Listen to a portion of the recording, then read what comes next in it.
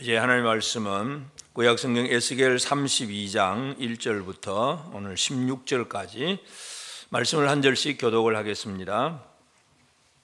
에스겔 32장 1절부터 16절, 1절 제가 먼저 읽습니다.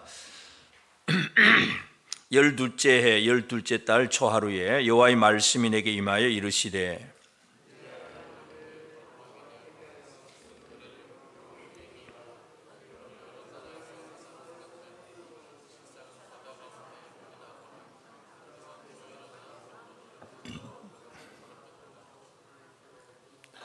주 여호와께서 이같이 말씀하셨느니라. 내가 많은 백성의 무리를 거느리고 내 그물을 내 위에 치고 그 그물로 너를 끌어오리다.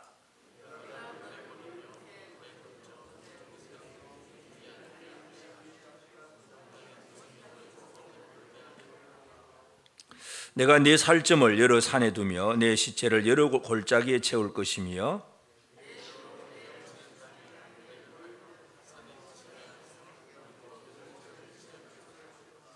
내가 너를 불 끄듯 할 때에 하늘을 가리어 별을 어둡게 하며 해를 구름으로 가리며 달이 빛을 내지 못하게 할 것이며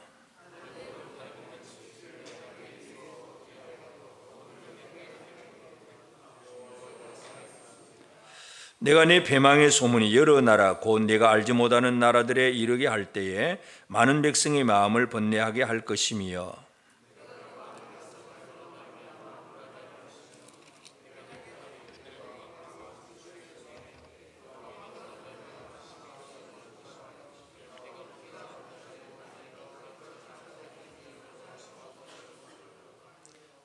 주 여호와께서 이같이 말씀하셨느니라. 바벨론 왕의 칼이 내게 오리로다.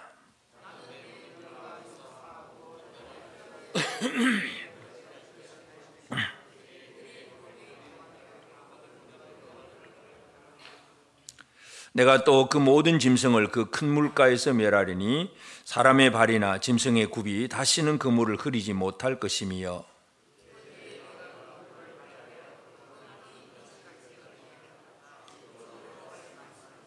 내가 애굽 땅이 황폐하여 사막이 되게 하여 거기에 풍부한 것이 없게 할 것이며 그 가운데 모든 주민을 치리니 내가 여호와인 줄을 그들이 알리라.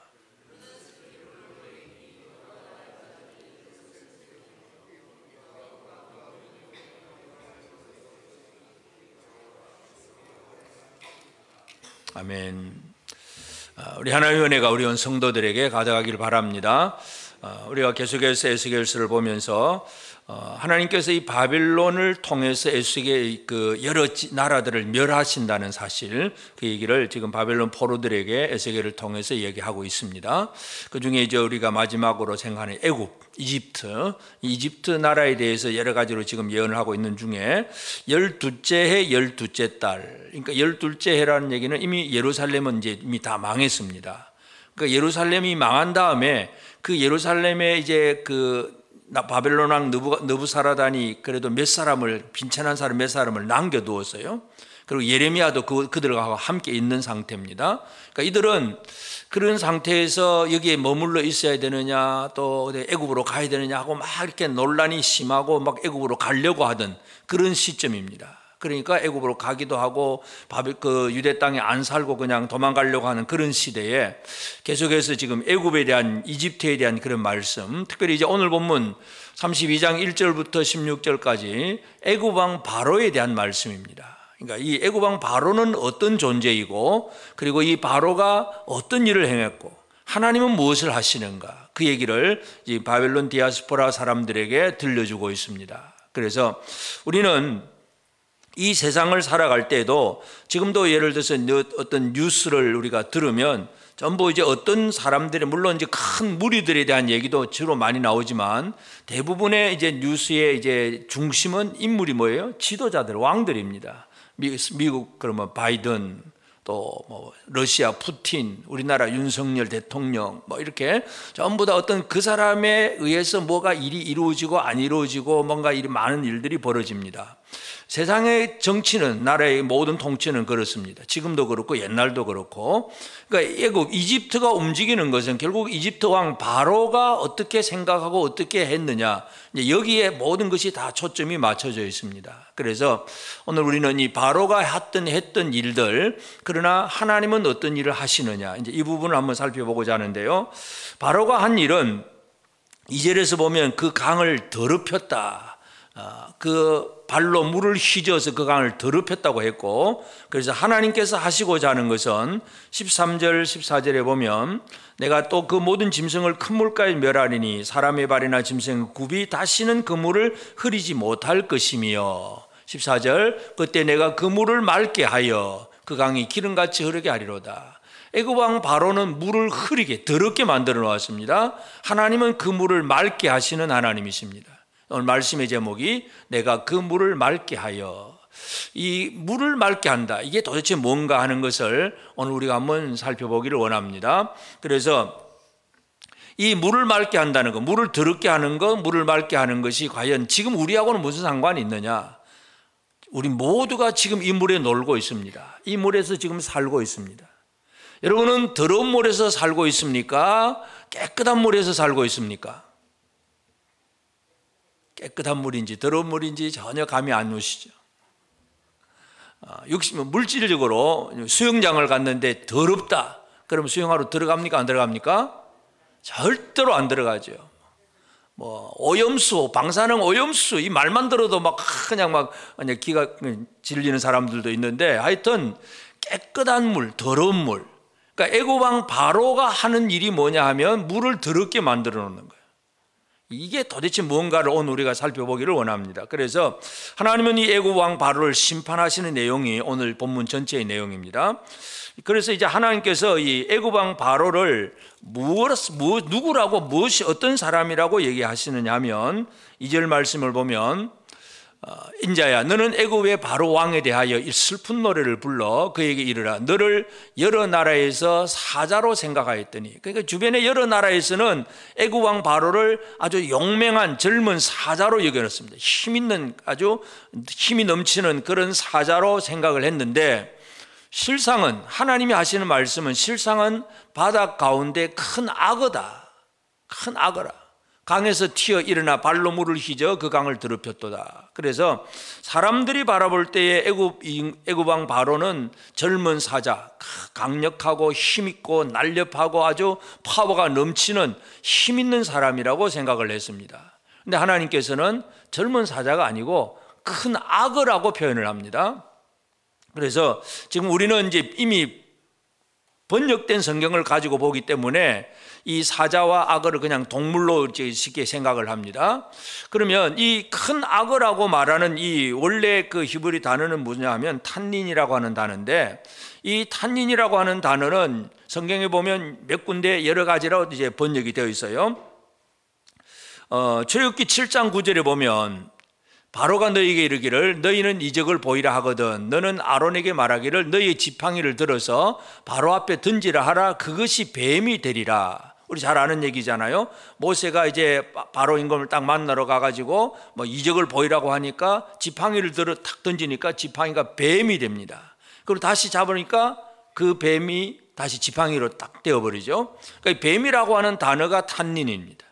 그냥 우리는 뱀, 실제적으로 뱀이긴 하지만 그 실제적인 그 단어의 의미는 괴물입니다. 바다 괴물, 뱀, 용, 이런 의미로 다 쓰여지는 단어가 바로 탄닌이라고 하는 단어예요. 그러면 실제로 이제 애굽 임금 바로가 이제 모세에게 이적을 보이라고 해가지고 지팡이를 탁 던지니까 이게 뱀이 돼요. 탄닌이 돼요.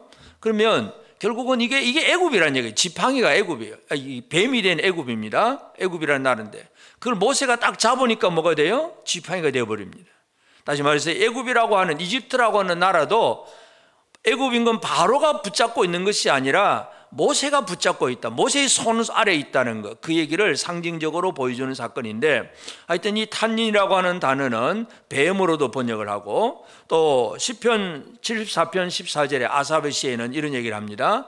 시편 74편 13절 주께서 주의 능력으로 바다를 나누시고 물 가운데 용들의 머리를 깨뜨리셨으며, 물 가운데 용들 탄닌의 머리를 깨뜨리셨으며, 그런 얘기. 결국은 뱀이나 용이나 전부 뭘 상징하는 단어냐 하면 사탄을 상징하는 얘기예요. 그러니까 애굽 임금 바로가, 이 사탄은 보이지 않는 존재지요. 근데 보이는 존재로서 애굽 임금 바로가 보이는 사람으로 지금 등장을 해 있는 거예요. 우리가 예수님을 시험할 때 마귀가 시험한다 그러지만 그 성경을 보면 시험하는 자, 시험하는 사람이에요. 사람이 와서 얘기를 해요. 돌로 떡을 만들어 먹어라, 막 이런 식으로 사람 얘기를 하는데, 실제는 마귀는 마귀지만 그 드러나는 현상은 사람이고 뭔가 다른 뱀이고 이런 모습들이에요. 그래서 하나님께서 애굽 임금 바로를 큰 악어, 너는 탄닌이다, 그렇게 얘기를 하는 것은 결국 그 존재가 어떤 존재인가를 정확하게 보여줍니다.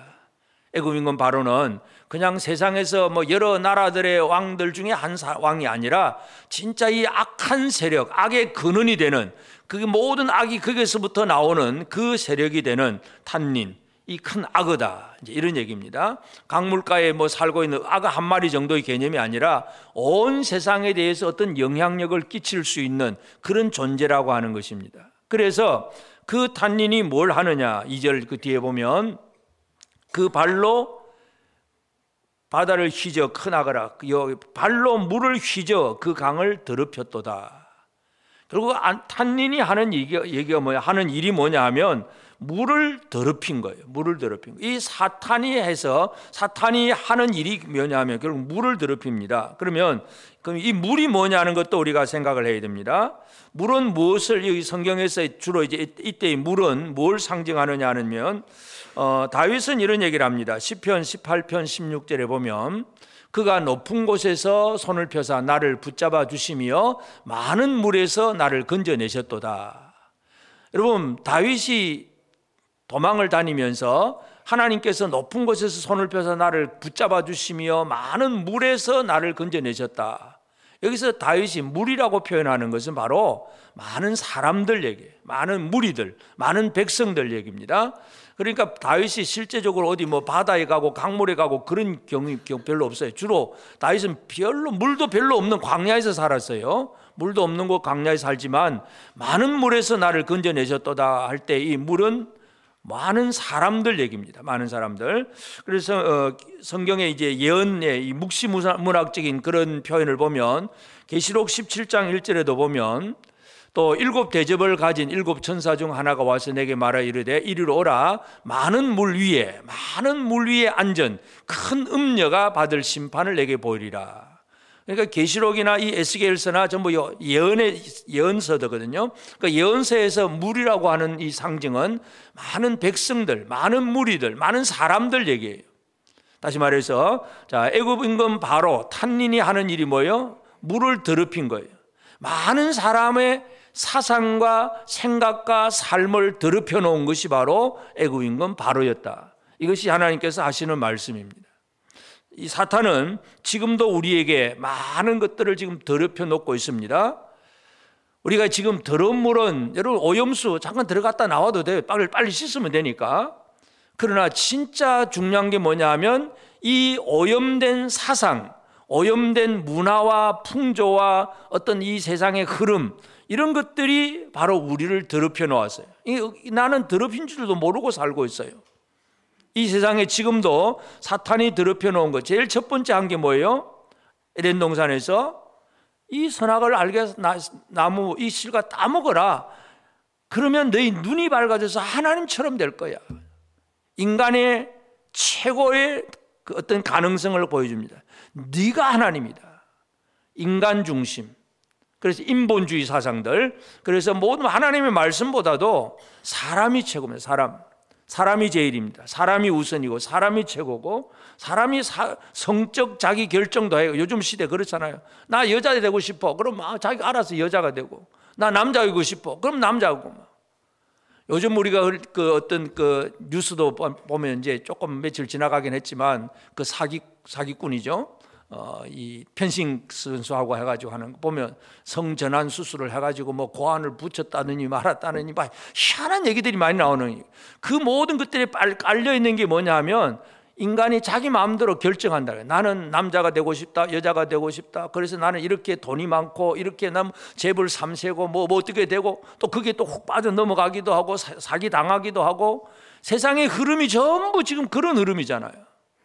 이 세상의 흐름이 전부 인본 중심, 물질 중심, 그저 사람이 자기 생각대로 살아가는 거예요.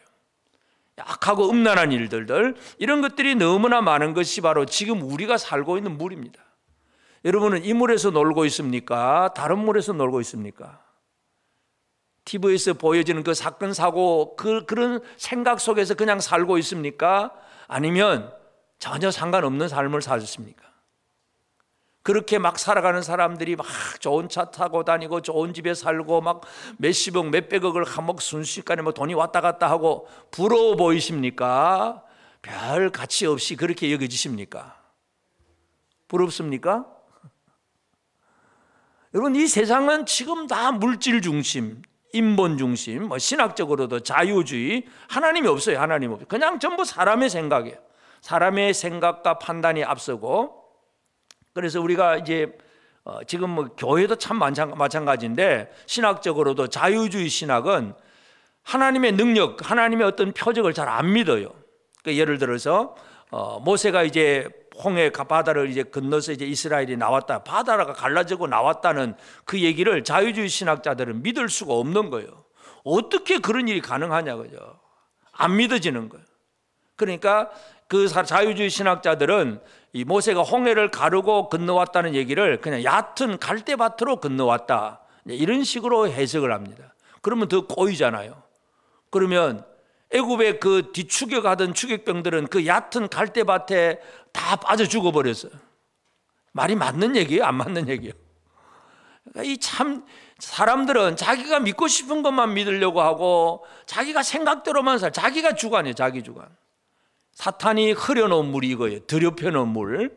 지금 우리는 나는 더럽혀진 물 속에 살고 있는가, 진짜 하나님의 말씀에 깨끗한 물 속에 살고 있는가를 살펴봐야 되는데, 실제로 우리의 삶을 보면 우리 주변의 모든 문화와 또 종교, 사상, 모든 신념들 다 보면 다 오염이 되어 있어요. 다 더럽게 오염이 되어 있어요. 깨끗함이 없어요. 이것이 세상의 상황입니다. 우리가 이 세상 속에서 제대로 살려고 하니까 쉽지 않습니다. 진짜 이 오염에 그냥 적당히 동화되어서 살면 그냥 살아가는 것이 아무 문제 없이 살 수 있는데, 뭔가 별다르게 살려고 애를 쓰니까 참 힘든 거예요. 이 세상은 이렇게 더러워졌다는 사실. 그래서 애굽인군 바로가 이 발로 물을 휘저어서 물을 더럽혀 놓았다. 그래서 이제 하나님은 애굽인군 바로를 심판하실 것이라는 말씀을 그 다음 3절부터 쭉 하시고, 그래서 이제 하나님이 하시는 일은 13절 14절 아까 보았지만, 하나님이 하시고자 하는 것은 바로 애굽의 왕에 의해서 더럽혀진 그 물들을 하나님께서는 깨끗하게 정결하게 하신다는 겁니다. 그래서 모든 짐승을 큰 물가에서 멸하리니, 여기서 모든 짐승은 애굽의 여러 지도자들, 귀족들 얘기입니다. 이 사람들을 다 물가에서 멸해가지고 사람의 발이나 짐승의 굽이 다시는 그 물을 흐리지 못할 것이며, 하나님은 그 물을 흐리지 못하도록 하십니다. 내가 그 물을 맑게 하여 그 강이 기름같이 흐르게 하리로다. 하나님은 이 땅을 바라보시면서 이제 애굽에 대해서 이렇게 심판하신다는 것을 바빌론 디아스포라 사람들에게 얘기를 해주고 있습니다. 우리는 하나님의 뜻이 무엇인가를 정확하게 이해를 해야 됩니다. 이 세상에 지금 우리가 모든 사람들이 이렇게 살고 있지만, 하나님이 진짜 원하시는 뜻은 디모데전서 2장 4절에 있는 말씀대로 하나님은 모든 사람이 구원을 받으며 진리를 아는 데 이르기를 원하시느니라. 하나님의 소원이 뭐예요? 하나님의 소원이 뭐예요? 모든 사람이 구원을 받으며 진리를 아는 데 이르기를 원하시느니라. 하나님은 저와 여러분 모두가 구원받기를 원하고 계십니다. 아멘. 하나님의 원하심이 아니면 어느 누구도 구원받을 수가 없어요. 하나님 뜻이 아니면 이루어지는 일이 없으니까. 하나님은 모든 사람이 구원을 받으며 진리를 아는 데 이르기를 원하십니다. 그래서 그런 원하시는을 가지고 이제 택한 백성들을 불러내시는 거죠. 나와, 세상에서 그 더러운 데서 나오라고 불러내시는 거. 불러냄을 받은 에클레시아, 교회가 이루어집니다. 그래서 이제 하나님께서 모든 사람들을 향한 그런 마음을 품고 이제 특별히 이제 자기 백성들을 어떻게 하느냐. 이제 우리가 에스겔 36장 25절에도 보면 맑은 물을 너희에게 뿌려서 너희로 정결하게 하되 곧 너희 모든 더러운 것에서와 모든 우상 숭배에서 너희를 정결하게 할 것이며, 하나님께서 하시는 일은 맑은 물을 뿌려서 사람들, 주의 백성들을 정결하게 만들고 더러운 것에서 우상 숭배에서, 더러운 것 중에 최고의 더러운 것이 우상 숭배입니다.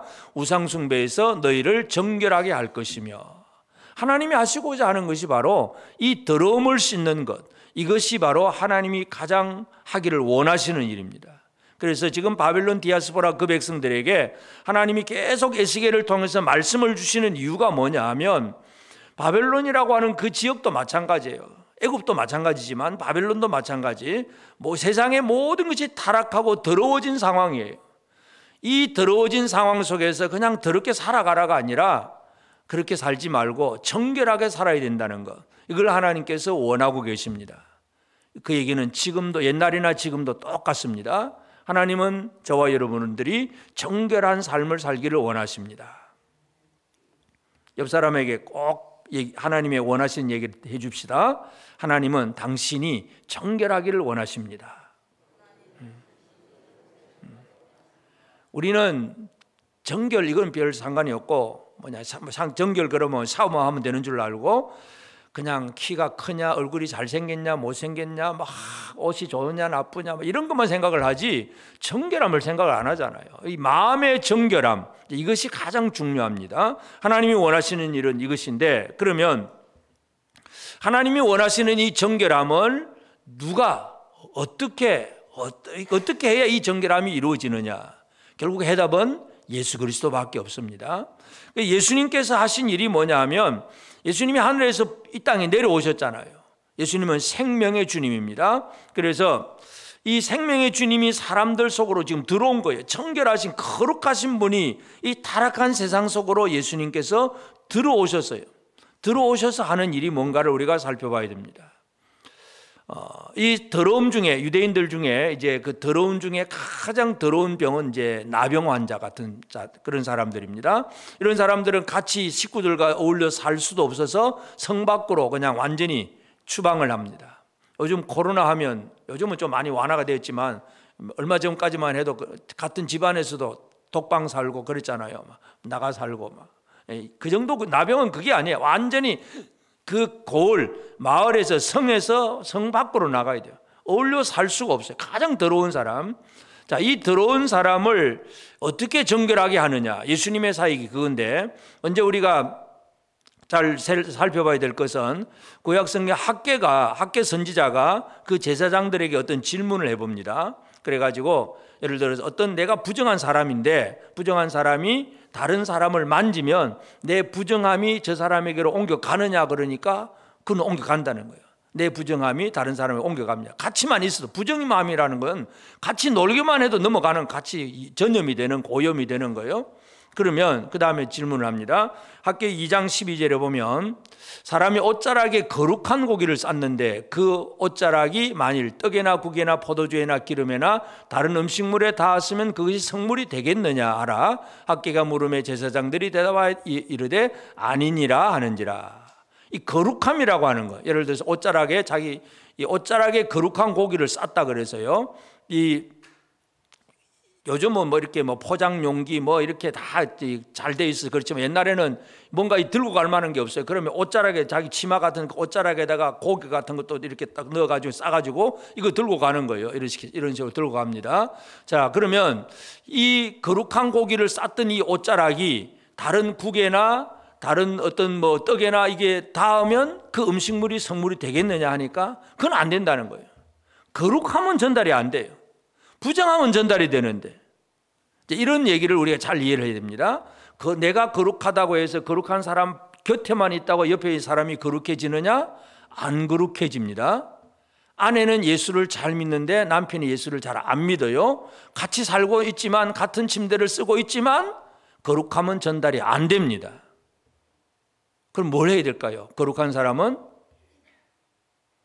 그 안 되는 사람에게 복음을 전해서 구원해내야 되지. 그냥 같이 나하고 같이 살기만 하면 된다 생각하면 안 됩니다. 옛날에 어떤 사람은 막 그런 식으로 막 농담조로 물론 그렇게 하긴 하지만 부인이 예수를 잘 믿고 그러니까 나는 뭐 우리 부인 치맛자락 갖고 천국 갈 거야. 치맛자락 잡고 천국 갈 사람 아무도 없어요. 못 가요. 진짜 예수를 믿어야 구원받는 것이지 누군가 같이 있다고 되는 건 아닙니다. 근데 이상하게 부정한 건 그냥 전념이 잘 돼. 이 생각들, 사상들, 신념들 이런 것들은 쉽게 전염이 돼가지고 그 주변 사람들을 부정하게 만듭니다. 그래서 예수님이 이 땅에 오셨을 때에 여러 가지 많은 표적들을 행했지만 특별히 나병 환자를 고칠 때, 이 가장 사람 중에 가장 더러워진 나병 환자를 고칠 때에 예수님이 어떤 방식으로 고치느냐 하면 누가복음 5장 13절에 보면 예수께서 손을 내밀어 그에게 대시며 이르시되 내가 원하노니 깨끗함을 받으라 하신데 나병이 곧 떠나니라. 예수님의 그 능력이라든지 말씀의 능력이라든지 치유의 권능을 보면 멀리 있는 사람도 쳐다보지도 않고 고쳐줄 수도 있고 귀신도 내쫓을 수도 있습니다. 그러면 나병 환자도 얼마든지 그렇게 하실 수도 있는 분이 바로 예수님입니다. 그런데 나병 환자를 고칠 때는 일부러 주님은 손을 내밀어서 그 사람에게 터치를 하면서 이 스킨십을 하면서 이르시되 내가 원하노니 깨끗함을 받으라. 예수님의 거룩함이 원래는 이 거룩함이라고 하는 것은 손댔다고 해서 거룩해지지 않는데 예수의 거룩함은 나병 환자를 그 더러움을 씻어내는 힘이 되는 거예요. 이 예수님 때문에 거룩함이 이루어지는 겁니다. 우리 인간은 아무리 내가 거룩한 척하고 거룩한 삶을 살아도 내 거룩함을 가지고 다른 사람을 거룩하게 만들어낼 수가 없습니다. 예수 그리스도는 생명의 주님이기 때문에 그 생명의 흐름이, 생명의 기운이 이 나병 환자에게 흘러들어가서 그로 하여금 정결케 되고 그가 깨끗하게 되는 놀라운 일이 벌어집니다. 그래서 우리를 정결케 하시는 첫 번째, 예수님이 우리에게 들어오심입니다. 예수님이, 그리고 물론 우리는 직접 육신이 되신 예수님이 지금 우리를 터치해 주는 건 아니죠. 그러나 예수님은 우리에게 다른 것을 가지고 우리와 함께 하십니다.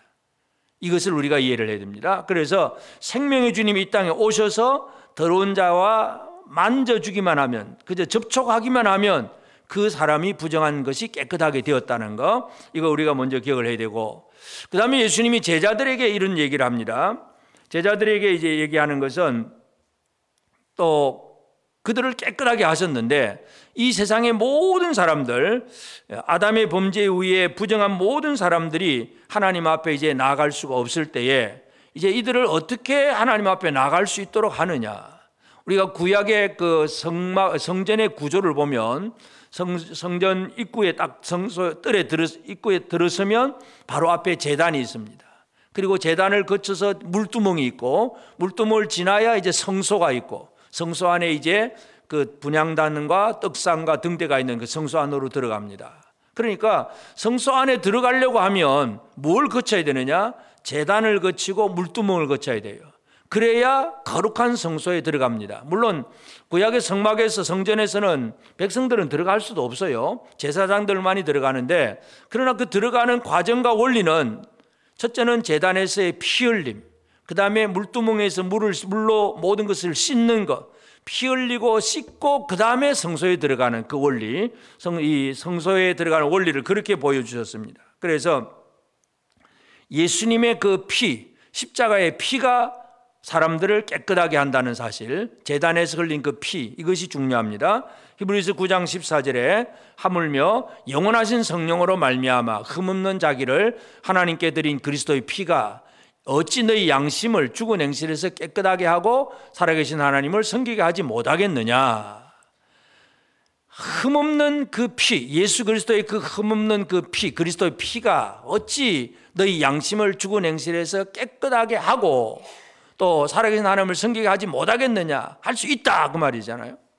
여러분의 양심을 깨끗하게, 죽은 행실에서 깨끗하게 하는 것은 무엇을 통해서 가능합니까? 예수 그리스도의 피로 말미암아 깨끗해집니다. 다른 거 없어요. 우리가 흔히 사람들이 살다 보면 그 사람은 참 양심적이다, 또 뭐 비양심적이다, 뭐 그런 얘기들 많이 합니다. 인간의 하나님은 근본적으로 양심을 주셨는데 이 죄로 말미암아 양심도 타락한 양심이 되고 화인 맞은 양심이 되어 가지고 거짓말을 하면서도 나는 뻔뻔하게 나는 거짓말 안 했다 그러고, 흔히 요즘 우리나라에서 많이 쓰는 말 중에 하나 내로남불이잖아요. 내가 하면 로맨스, 남이 하면 불륜, 똑같은 행동인데 기준이 달라. 그냥 그런 식으로 살면서 전혀 죄의식을 못 느껴. 이게 바로 양심이 타락했기 때문에 죄의식을 느끼지를 못해요. 그조차도 깨끗하게 만드는 방법이 뭐냐? 다른 게 아무것도 없어요. 예수 그리스도의 피밖에 없어요. 사람은 교육을 시키고 뭔가 벌을 주고 그러면 뭔가 될 것 같이 생각을 하지만 어떤 수단을 써도 인간의 양심을 깨끗하게 할 수 있는 방법은 아무것도 없습니다. 이 인간의 양심을 깨끗하게 만드는 것은 예수 그리스도의 피, 예수님의 십자가의 보혈의 피, 이로 말미암아 정결케 되고 그래서 깨끗하게 되고 하나님을 섬기는 그런 사람이 됩니다. 그러니까 예수님이 이 땅에 오셔서 우리 생명의 주님 우리에게 들어오시고 피 흘려 주시고, 그리고 이제 제자들에게 주신 것이 뭡니까? 말씀을 주시고. 그래서 예수님은 제자들을 이미 요한복음 15장 3절에 보면 이미 너희는 내가 일러준 말로 이미 깨끗하여졌으니 말로 깨끗하여졌다. 예수님은 말씀으로 우리를 깨끗하게 하시는 분입니다. 다시 말해서 우리가 아까 말씀드렸던 그 나병 환자처럼 예수님이 직접 우리에게 타치를 할 그런 시점은 아니잖아요. 지금은 주님은 부활하시고 하늘에 계시는 보좌의 우편에 계시는 분입니다. 그러니까 우리가 주님과 어떻게 하나 될 수 있느냐? 주의 말씀으로. 말씀이 우리 안에 들어오면 우리 안에 있는 더러운 것들은 씻겨져 나가고 말씀으로 우리가 정결케 되는 것.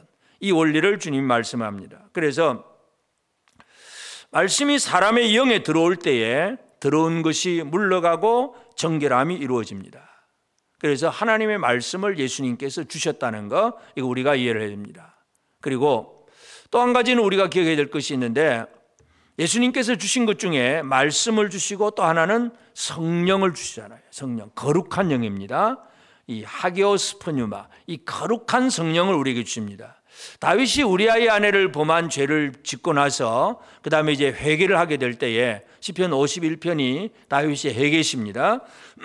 그 51편 10절에 보면 하나님이여 내 속에 정한 마음을 창조하시고 내 안에 정직한 영을 새롭게 하소서. 정직한 영을 새롭게 하소서.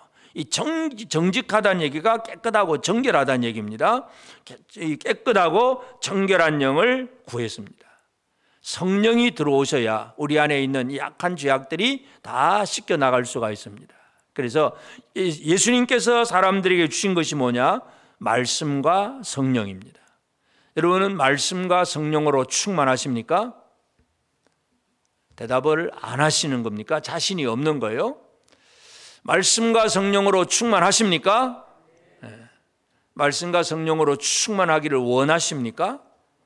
원하면 구하고, 충만하기를 원한다고 하면서 구하지도 않고 있으면 어떻게 돼요? 주시옵소서 구해야지.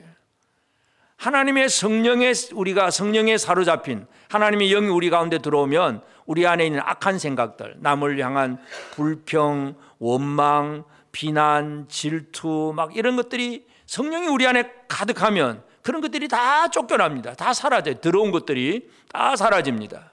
근데 하나님의 말씀으로 성령으로 충만하지 않으면 그 더러운 것들이 아직도 우리 마음속에 그냥 그대로 자리 잡고 있는 거예요. 이 불의하고 탐욕스럽고 음란하고 하는 모든 것들이 아직도 우리 속에 자리 잡고 있다면 아직도 우리는 말씀과 이 성령으로 충만하지 못한 사람이라는 사실을, 이것을 기억을 해야 됩니다. 그래서 우리의 정결함은 다른 것이 아니라 예수께로 말미암아 모든 일이 이루어집니다. 예수 그리스도가 아니면 정결함은 이루어질 수가 없습니다. 세상의 어떤 수단과 방법을 통해서도 우리의 정결함은 예수 그리스도를 빼고는 다른 어떤 방법으로 이루어지지 못한다는 사실, 이걸 기억해야 됩니다. 그러면 이제 우리는 하나님의 백성으로서 어떻게 살아가야 되느냐? 이제 에스겔은 바벨론 그 디아스포라 사람들에게 하나님이 하시는 일을 가르쳐 주옵니다. 하나님은 더럽게 된 이 물을 깨끗하게 다시는 들어오지 않도록 하시는 것이 바로 하나님의 일이다. 이것을 얘기해 주고 있습니다. 그래서 우리가 이제 이 땅을 살아가면서 우리가 해야 될 일도 분명해집니다. 첫째는 내가 먼저 정결하게 되는 게 가장 우선입니다. 하나님의 말씀과 성령으로 충만해서 내가 먼저 정결하게 되는 것. 이 내가 먼저 정결한다는 얘기는 세상에 더러운 어떤 것에 영향을 받지 않으려고 하는 거예요. 그러니까 우리가 스포츠를 하다 보면 수비, 공격 막 이런 얘기 하잖아요. 자, 일단은 밖에서 들어오는 것을 막아내는 일부터 시작을 해야 됩니다. 사탄은 우리에게 악한 생각을 집어넣습니다. 이 세상에 대해서 더 이제 이 이생의 자랑 또 이 안목의 정욕 이런 것들을 줘가지고 막 세상에 좋은 것들이 많이 아름답게 보이고 그냥 탐스럽게 보여서 그걸 추구하도록 그렇게 만들어내는 것, 이게 바로 사탄이 주는 악한 생각인데 이 악한 생각을 막아내야 됩니다. 자, 이제 이 바벨론에 와 있는 백성들에게 그들이 살아가야 될 삶은 이 세상의 문화, 바벨론 문화 속에서 가져오는 여러 가지들을 더러운 것들을 막아낼 일이 필요합니다. 가장 대표적인 예로 이제 다니엘, 우리가 잘 알잖아요. 다니엘서 1장 8절에 보면 다니엘은 뜻을 정하였습니다. 어떤 뜻을 정합니까? 왕의 음식과 그가 마시는 포도주로 자기를 더럽히지 아니하리라 하고, 자기를 더럽히지 아니하도록 환관장에게 구하니. 다니엘이 무슨 뜻을 정한 거예요? 나는 깨끗하게 살겠다 이거죠. 그럼 깨끗하게 살겠다가 뭐 하루에 한 번 샤워하겠다 그 얘기가 아니잖아요. 뜻을 정했습니다. 이 바벨론 문화 속에서 주어지는 모든 이 영적으로 더러운 것들을 나는 절대로 받지 않겠다 이거죠.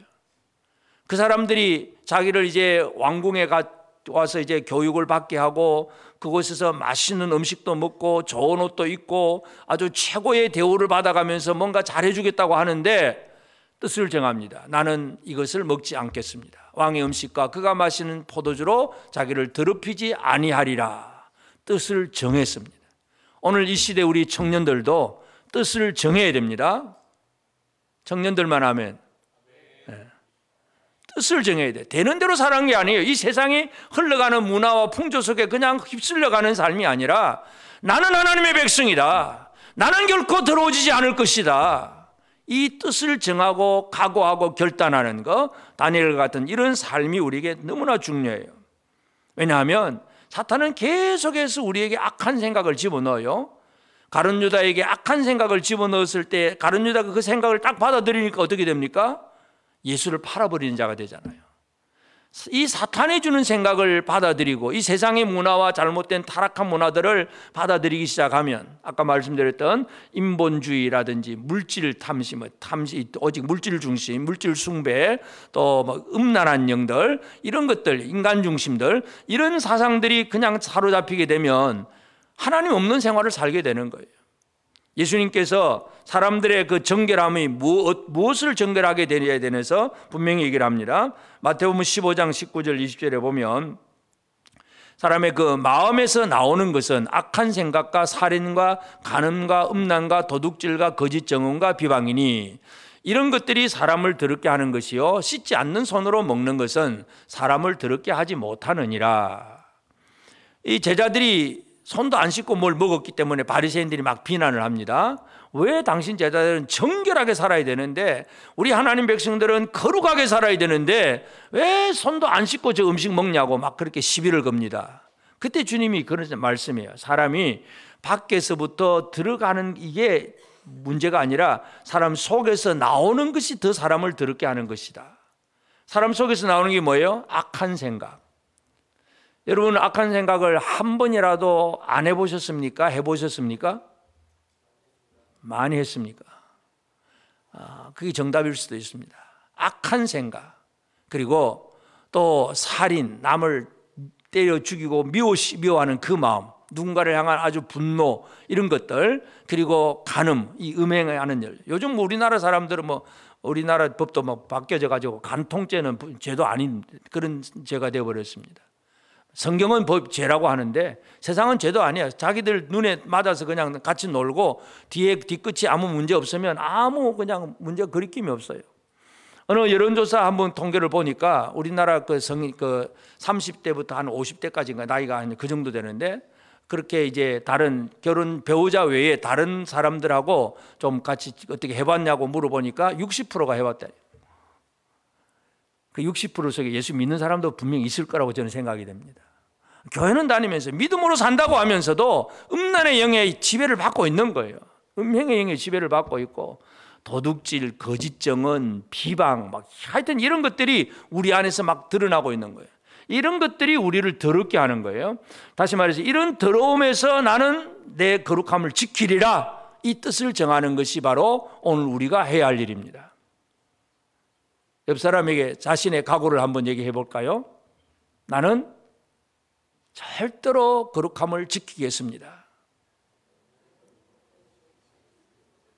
절대로라는 말을 하니까 좀 안 될 것 같습니까? 그러면 말 좀 바꿔가지고 최대한 거룩함을 지키겠습니다.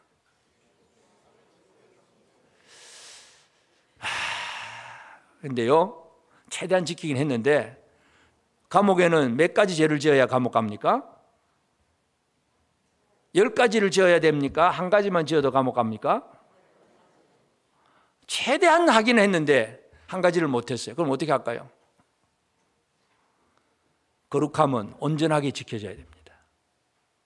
이 거룩함은 하나라도 놓쳐서는 안 됩니다. 진짜 하나님의 백성답게 다니엘이 그 뜻을 정한 거예요. 이와 같이 우리는 하나님이 원하시는 것이 바로 거룩함이고 정결함이에요. 우리가 하나님 백성으로서 이 땅 위에서 거룩한 백성으로 살아내는 것이 중요합니다. 그러면 어떻게 하면서 이 거룩함으로 제대로 살 수 있는가? 쉽게 말해서 노는 물이 좀 달라야 됩니다. 어디에서 놀아야 되느냐, 누구와 함께 해야 되느냐, 그 얘기입니다. 말씀과 성령의 물 가운데서 노는 것, 말씀과 성령으로 충만해지는 삶, 이것이 바로 우리에게 필요합니다. 우리가 하나님의 말씀을 늘 가까이 하는 것. 그래서 사도 야고보는 야고보 4장 8절에 이런 얘기를 합니다. 하나님을 가까이 하라. 그리하면 너희를 가까이 하시리라. 죄인들아 손을 깨끗이 하라. 두 마음을 품은 자들아 마음을 성결하게 하라. 이 마음을 성결하게 하는 것이 뭐예요? 두 마음을 품었다는 얘기는 하나님도 좋고 세상도 좋고 둘 다 좋아하는 것은 결코 깨끗하지 않다는 얘기입니다. 그러니까 두 개가 나를 지금 이렇게 가야 되는데 하나님도 좋고 이 세상의 것도 좋고 한데 어떻게 하라고요? 하나님을 가까이 하라. 한쪽만 택하라 이거예요. 하나님만 택하라 이거예요. 이게 바로 거룩함의 생활입니다. 물론 우리가 이 세상에 사는 날 동안 육신의 삶을 살아야 하기 때문에 공부도 해야 되고 돈도 벌어야 되고 여러 가지 많은 일들을 해야 됩니다. 그런데 그 모든 일들을 이루어가는 과정 속에서 하나님의 백성답게 생각하고 판단하고 행동하느냐, 아니면 그냥 뭐 이 세상의 문화와 풍조 그러니까 뭐 적당히 그냥 그렇게 흘러가느냐, 우리가 다시 한번 생각을 해야 됩니다. 하나님을 가까이 하시길 바랍니다. 뒤집어 말하면 세상에 있던 다른 우리를 유혹하는 것들은 멀리 해야 되는 거예요. 두 마음이 되지 않아야 됩니다. 그것이 성결하고 정결한 마음이라는 거예요. 그래서 오늘 우리는 이 세상의 어떤 것들에 휩쓸려 사는 사람이 아니라 이 세상을 거슬러가는, 흔히 그런 얘기를 합니다. 죽은 물고기는 강물에서 어떻게 갑니까? 죽은 물고기는 강물을 떠내려 갑니다. 살아있는 물고기는 강물을 거슬러 올라갈 수 있습니다. 여러분, 우리는 이 세상에 흘러가는 물이 아무리 뭐 좋고 나쁘고 하지만 하여튼 이 세상을 거슬러 갈 수 있는 이 거룩한 삶을 살아내는 것이 하나님이 원하시는 뜻입니다. 그러면서 이제 우리는 이 더러워진 세상 속에서 우리 역할이 뭐냐? 바로 이 더러워진 세상을 정결하게 만들어내는 일에 우리가 최선을 다해서 사명을 감당하는 일이 필요합니다. 바울은 복음을 전할 때에 이제 사도행전 26장 28절 29절에 보면 아그리빠가 바울에게 이르되 네가 적은 말로 나를 권하여 그리스도인이 되게 하려 하는도다. 바울이 이르되 말이 적으나 많으나 당신뿐만 아니라 오늘 내 말을 듣는 모든 사람도 다 이렇게 결박된 것 외에는 나와 같이 되기를 하나님께 원하나이다 하니라. 이 바울이 재판을 받는 그 과정 속에서 총독과 그 다음에 아그리빠 왕 앞에서 하는 얘기, 자기 얘기 쭉 하고 마지막 결론이 그거예요. 아그리빠 왕이여, 그러면서 나와 같이 이렇게 결박된 것 외에는 왕도 나처럼 좀 되라 이거죠. 여러분, 옆 사람에게 나처럼 되라고 얘기할 수 있겠습니까? 한번 쳐다보시고 나처럼 되라. 시작. 가능하십니까? 물론 바울이 지금 재판을 받는 자리니까 결박이 되어 있기 때문에 내가 이 결박된 거 외에는 나와 같이 되기를 하나님께 원하나이다. 결국은 나와 같이가 뭐예요? 옛날에는 예수 믿는 자들을 잡아 죽이려 다니는 이 반대자, 핍박자, 폭행자였지만 이제는 예수 그리스도의 은혜로 말미암아 구원받고 복음을 전하는 사도가 된 나처럼 되기를 원한다 이거죠. 오늘 우리는 다른 사람을 향해 이제는 영향력을 미치는 생활들. 나도 들어와야 돼, 깨끗해져야 되지만 이제 깨끗해진 자로서 깨끗한 물을 이제 흘려보내는 작업이 필요합니다. 여러분이 처해 있는 주변의 모든 친구들, 또 직장 동료들, 이웃들과의 관계 속에서 여러분의 말 한마디, 생각하는 거, 행동 하나가 다른 사람에게 선한 영향력을 끼치는 이 일들이 이 세상을 향해서 정결한 물을 흘려보내는 겁니다. 이게 바로 오늘 우리에게 중요합니다. 흘려보내지 않으면 안 됩니다. 흔히 이제 그런 비유를 많이 해요. 그 이스라엘 지에 가면 흔히 바다라고 얘기하는 갈릴리 바다와 사해 바다 두 개 잘 아시잖아요. 가보면 바다같이 좀 넓기는 하지만은 실제 이 바다 같은 이런 그건 뭐 태평양 같은 이런 얘기는 아닙니다. 근데 갈릴리 바다는 물고기가 살아요. 근데 사해 바다는 물고기가 안 살아요. 처음에는 저는 그 사해 바다가 이제 물고기도 못 살아 그러고 오염이 돼서 아주 더러운가 보다 그렇게 생각을 했는데 사해 바다 가보고는 깜짝 놀랐어요. 물이 아주 맑아요. 겉으로 볼 때 사해 바다는 너무너무 맑아. 깨끗해. 그런데 뭐냐? 이 갈릴리에서 흘러내려오던 모든 물을 받아가지고 증발만 하기 때문에 그 안에 이제 미네랄, 소금기가 엄청 다른 어떤 이 광물질이 너무 많아가지고 물고기가 살 수 없는 바다. 그래서 사해, 죽을 사자, 사해 바다, 사해, 죽은 바다. 흘러 들어오긴 하는데 내보내지를 않으면 사해가 되는 것이고 저 헬몬산에서 흘러내려온 물을 받아가지고 물고기가 살고 또 요단강을 통해서 흘러보내면 갈릴리 바다가 되는 것이고 여러분은 갈릴리 바다로 살겠습니까? 사해 바다로 살겠습니까?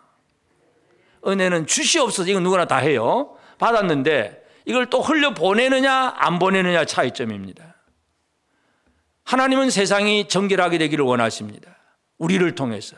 성도들을 통해서 이미 깨끗해진 성도들을 통해서 말씀을 통해서 또 다른 사람들에게 어떤 삶의 모범을 통해서 바울처럼 모범을 통해서 뭔가 사람들에게 참 하나님의 거룩함을 드러내기를 원하는데 이거 안 하고 그냥 나 혼자만 믿사오니 하고 있으면 그건 사해받아 되는 거고 받은 대로 또 흘려보내면 나도 살고 남도 삽니다. 받은 만큼 받기만 하고 안 보내면 나도 죽고 남도 죽습니다. 나도 살고 남도 살립시다. 옆 사람에게 나도 살고 남도 살립시다. 하나님은 이 세상이 거룩해지기를 원하십니다. 누구를 통해서 거룩해집니까? 이미 거룩해진 성도들의 삶을 통해서 우리의 말 한마디, 우리의 생각, 우리의 행동 이 하나를 통해서 말씀대로 살아가는 우리의 삶을 통해서 주변의 사람들이 거룩해질 수 있다는 사실 기억하고 그래서 하나님이 원하시는 내가 그 물을 맑게 하여 하는 이 하나님의 뜻을 잘 이룰 수 있는 저와 여러분 모두가 되어지기를 주의 이름으로 축복합니다.